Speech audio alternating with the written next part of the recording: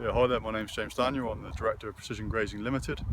We're a company that specialises in delivering pasture-based production systems and helping our clients achieve, well, firstly to grow more grass from their existing ground, and secondly to be able to utilise more of that grass by putting either more growth on their animals, producing more meat per hectare, or producing more milk per hectare as well. So I'm here today with Farming Connect at Pengelli farm, run by Alwyn Phillips and his family. Alwyn's got two flocks of pedigree ewes, a flock of Dorsets lambing in January, and a flock of Texels lambing in mid-March.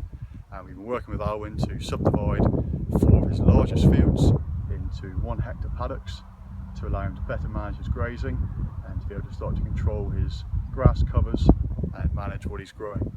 And to date, we're achieving good things. Alwyn's current stocking rate is around 9 ewes an acre across the block of 60 acres which we've subdivided, and at the moment we've currently got silage ground being taken out, and his peak stocking rate has been in excess of 12 ewes to the acre as we try to manage the spring surplus. Spring surpluses we've managed by taking a large quantity of ground out of production or out of grazing into silage and tightening the ewes up, and that's worked very well. We've seen a far wetter summer than anticipated, and individual paddocks have given us some excellent growth rates, far above what we expected. The ground we're looking at currently is actually a lay entering its 5th year. It was sown in autumn 2011, and through rotational grazing the quality of that lay has really been maintained and actually improved this grazing season. So we're seeing a huge amount of clover coming forward in the sward, and that's been really pleasing. And we've allocated this field and the one next door, both the 5-year-old lays, as a silage making ground.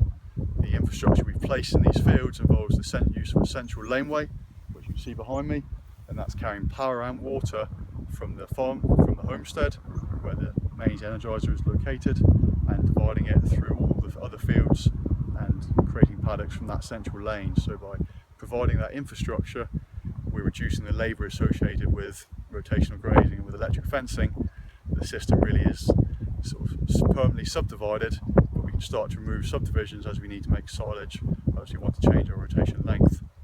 So we're here today working with some discussion groups, and also with the client. We're looking forward towards his winter grazing regime, what his target covers are going to be, as we try to extend his grazing season and survive for as much as the winter as possible from grazed grass alone, because grazing values show us that even in winter the grazed grass has an ME of in excess of 11 megajoules at times, which is obviously excellent quality.